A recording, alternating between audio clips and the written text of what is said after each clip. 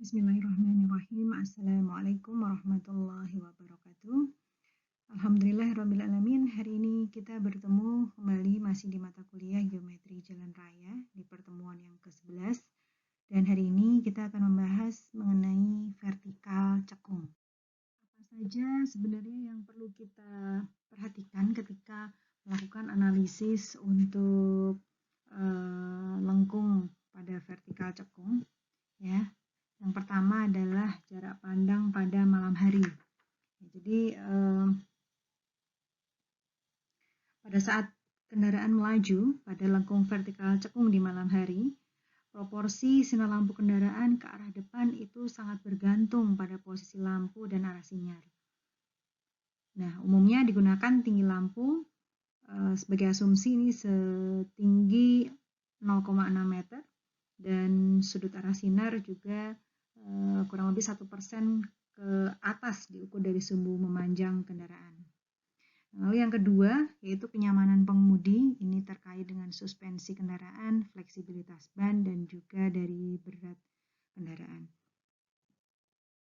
Yang ketiga yaitu dari segi kontrol drainase, dan yang keempat adalah ditinjau dari penampilan, ya, keluasannya secara umum. Nah, baik, kita akan bahas yang pertama, ya. Jadi bagaimana proporsi sinar lampu kendaraan ke arah depan itu nanti akan mempengaruhi terhadap analisis dari panjang lengkungnya, ya. Ini tergantung pada posisi lampu dan juga arah sinar.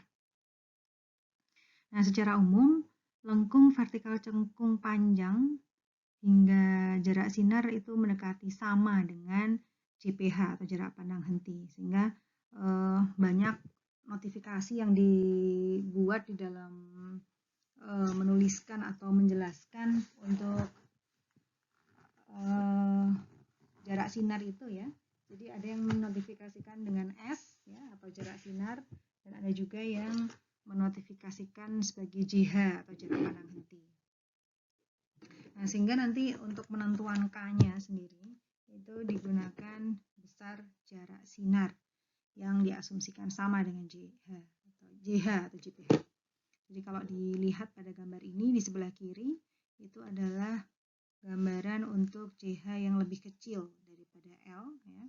Jadi di sini terlihat bahwa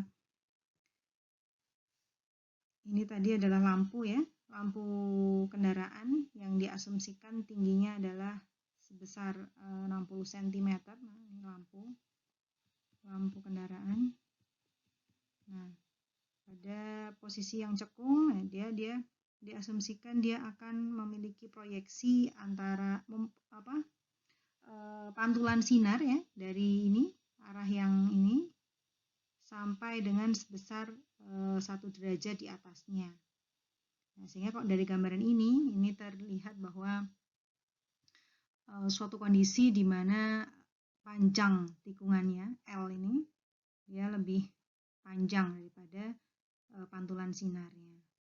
Dan sementara yang sebelah kanan itu panjang tikungannya dia lebih kecil daripada pantulan maksimal dari lampu kendaraan di sini. Lampunya kendaraan ada di sini, ya. Dari sini sampai sana, sampai sini.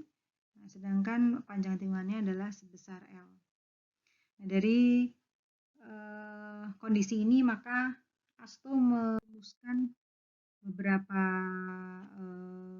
persamaan, ya. Jadi ini yang pertama, jika kondisinya tadi, ya, jarak peniraran lampu depan itu lebih kecil daripada L, atau tadi karena sama sehingga mendekati JPH, ya. Ya, dianggap jarak penyinaran lampu itu adalah di mana kondisi kendaraan itu akan melakukan penghentian terhadap kendaraannya, sehingga sama dengan jarak pandang henti. Nah, sehingga didapatkanlah rumus L sama dengan A S kuadrat atau S itu tadi, ya, JPH dibagi 120 plus 3,5 S atau JH. Sedangkan kondisi yang lain ini yang tadi sudah saya sampaikan bahwa panjang tikungannya lebih kecil daripada jarak penyinaran lampu depan. Sehingga didapat rumus L sama dengan 2 kali jarak penyinaran atau JH dikurangi 120 ditambah 3,5 S per A. A itu adalah perbedaan elevasi ya, antara perbedaan gradien atau elevasi. Perbedaan gradien ya, berarti sudut derajat kan ya. Sehingga dari rumusan yang tadi bisa diambil kesimpulan ini tadi yang JH lebih kecil dari L atau jarak penyinarannya ya lebih kecil daripada L, maka rumusnya ini. Dan jika JH-nya lebih besar dari L atau jarak penyinarannya lebih besar daripada L, maka rumusnya adalah yang di bawah. Ini adalah grafik yang lain untuk menentukan panjang lengkung vertikal ya. Ini berdasarkan dari jarak pandang henti. Jadi ini di bawah ini adalah sumbu Y, ini adalah panjang lengkungnya ya, L-nya atau L, sedangkan sumbu X ini adalah perbedaan aljabar landai atau A dalam satuan persen. Jadi nanti di sini bisa diketahui berapa K-nya. Ya. K-nya berapa untuk kondisi yang bagaimana. Jika S-nya lebih kecil dari L, maka digunakan grafik yang di atas titik-titik ini ya. Ini batasannya. Jika S-nya lebih besar daripada L, ya, maka digunakan di sebelah sana. Ini ada V-nya di situ. Selanjutnya, ini adalah faktor lain, kriteria lain ya untuk menentukan panjang lengkung vertikal yang didasarkan pada kenyamanan atau penyerapan guncangan. Nah, ini yang sedikit berbeda dengan cembung ya untuk di cekung. Kalau cembung ya, ini gambarnya, gaya sentrifugalnya akan berlawanan arah dengan gaya gravitasi. Gravitasinya ke bawah, sentrifugalnya ke atas. Nah, sedangkan kalau cekung yang kita bahas sekarang ini, perubahan arah vertikalnya pasti akan lebih terasa ya, karena sentrifugalnya akan ditambah dengan gaya gravitasi yang searah dengannya. Nah, selain itu kenyamanan juga dipengaruhi oleh suspensi kendaraan ya, fleksibilitas ban. Jadi ini tergantung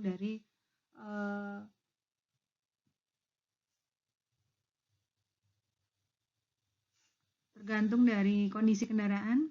Yang ketiga juga berat kendaraan. Ini bisa dirasakan ketika teman-teman mengendarai kendaraan posisi sendirian dengan mengendarai kendaraan dengan posisi penumpang full. Misalnya kalau kamu menaiki kendaraan penumpang dengan kondisi full penumpang pasti akan terasa lebih nyaman. Ya. Nah, untuk kenyamanan di lengkung cekung itu akselerasi sentrifugalnya kurang lebih diperhitungkan sama dengan 0,3 meter per detik kuadrat. Sehingga didapatkan rumusan L ya, panjang lengkung vertikal cekung sama dengan A kali V kuadrat kecepatan ya, dibagi 395. Nah, selain itu dari Bina Marga sendiri juga menentukan berapa panjang minimum lengkung vertikal berdasarkan penampilan dan kenyamanan ya. Ini terkait dengan berapa V-nya sama. Jadi nanti kalau ditanyakan apa saja sih faktor-faktor yang mempengaruhi panjang lengkung ya. Yang pertama adalah kecepatan rencana pasti dan juga perbedaan kelandaiannya. Nah, ini tabel yang lain dari ASTO, teman-teman. Ini sangat penting digunakan untuk perhitungan nanti di analisis vertikal ya. Jadi misalnya ini kecepatan rencananya 60, maka koefisien memanjangnya adalah sebesar 0,33. Nah, sehingga nanti K-nya yang dipakai untuk berdasarkan jarak pandang itu ada 18 dan berdasarkan kenyamanan adalah sebesar 10. Nah, yang ketiga teman-teman ini adalah bagaimana panjang lengkung vertikal cekung akan dipengaruhi oleh drainase. Ini merupakan pertimbangan yang lebih serius sesungguhnya karena di sana terdapat titik yang terendah. Nah, ini dikhususkan juga untuk kelandaian minimum sebesar 0,3% sepanjang 15 meter dari titik yang terendah. Nah, ini khusus nih ya. Untuk V sama dengan 100 km per jam, maka nilai K-nya akan sebesar 51. Jadi ini terkait dengan V juga rencananya berapa. Nah, yang lain ini adalah tabel yang lain teman-teman yang bisa digunakan untuk kontrol perencanaan ya, berdasarkan jarak pandang henti. Jadi ketika nanti JH-nya sudah diketahui ya, berapa angkanya, maka bisa diketahui pula nilai lengkung vertikalnya atau K, terkait juga dengan kecepatan rencana. Nah, untuk lebih detailnya, teman-teman kalau nanti akan membuat perhitungan untuk alur vertikal cembung dan cekung, mungkin bisa melihat coretan ini tangannya seperti ini ya. Mungkin pelan-pelan bisa di zoom, bisa di perhatikan angka-angkanya. Jadi saya jelaskan untuk yang cekung ya di sebelah kanan. Jadi tahapan pertama untuk menganalisis untuk vertikal cekung adalah mengetahui dulu berapa A-nya. G2 dikurangi G1 berapa perbedaan gradien. Lalu rumus JH ini sama, baik cembung maupun cekung sama rumusnya karena ini memang dicari untuk menentukan berapa JH di lokasi tersebut ya, 0,278 kali VR kali T plus VR kuadrat per 254 kali FP. FP itu adalah koefisien geseknya. Nah, dari sini kita coba lagi menentukan LV minimum. Ini ada tabelnya ya, berdasarkan dari V rencana. Nah, sudah, lalu kita hitung, kita analisis beberapa nilai nilai L ya, atau panjang lengkungnya. Dimulai dari kriteria jarak pandang dan kenyamanan ya. Jadi dari jarak pandang kita hitung berdasarkan rumusan yang tadi yang sudah disebutkan di depan ya, apakah JH-nya lebih kecil atau lebih besar daripada L. Nanti terkait dengan rumusan yang ini ya. Lalu yang kedua dengan tabel kontrol ya, tadi sudah ada di depan juga di slide saya sebelumnya. L sama dengan K kali A. Nah, yang ketiga adalah dengan grafik. Nah, grafik yang tadi tuh, yang ada S lebih kecil atau lebih besar daripada L. Ini grafik. Nah, sedangkan dari kenyamanan, ini juga menggunakan beberapa rumusan. Yang pertama dengan L sama dengan AV kuadrat per 395 dan juga dengan menggunakan tabel kontrol. Dari sini, dari 5 hitungan ini kita ambil LV terbesar dari sana. Nah, udah dapat LV terbesar, maka kita cari juga berapa EV-nya. Ya. Nah, dari sini kita akan bisa mengetahui posisi ya, elevasi PVC, PVT, dan juga EVP. PVC, PVT, dan PVI ya, elevasi maksimal. Oke, nah ini adalah tabel tadi yang akan digunakan ya. Saya taruh lagi di belakang teman-teman mudah untuk membacanya. Dan yang terakhir, ini adalah bagaimana penggambaran lengkung vertikal yang nanti harus dilakukan di akhir dari analisis perhitungan teman-teman. Jadi di sini saya gambarkan posisinya, ini titik A, ini titik B. Ya, kita punya gradien 1 di sini, perbedaan untuk A dan VPI dan G2. Nah, dari sini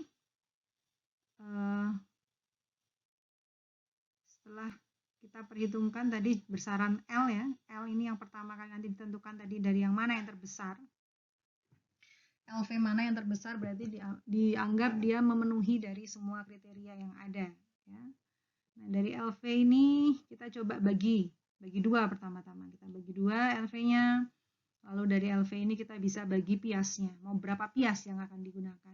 Misalnya mau 10 pias atau 5 pias. Nah, berarti kalau misalnya saja ya, kita bagi misal dibagi 10 pias. Ya. 10 pias itu berarti titik-titiknya ini loh teman-teman. Berarti dia ada sampai dengan 10. Nanti ada X10. Nah, berarti nanti X, ya, X1, bentar saya hapus saja supaya tidak ambigu. Berarti X1 itu adalah sama dengan LV dibagi 10. Ya, sama dengan berapa? Nanti X2 berarti sama dengan X1 dibagi LV per 10. Dan seterusnya. Nah, lalu bagaimana cara memperhitungkan Y1? Ya? Y1. Nah, sebelumnya teman-teman mungkin bisa ini memplot dulu. Di sini adalah VPC ya. Dan di sini adalah VPT. Nah, VPC bagaimana caranya? VPC ya, benar ya. Jadi VPC-nya bagaimana menentukannya? Alokasi VPC-nya itu adalah dari segitiga atau Pitagoras untuk Pitagoras dari yang ada di sini. Nah, ini di sini ya, VPC-nya di sini. Baik, mungkin itu teman-teman yang bisa saya sampaikan untuk penggambaran lengkung vertikal dan perhitungannya. Silakan mungkin sebagai penguatan pemahaman, silakan dikerjakan soal yang akan saya share di Google Classroom.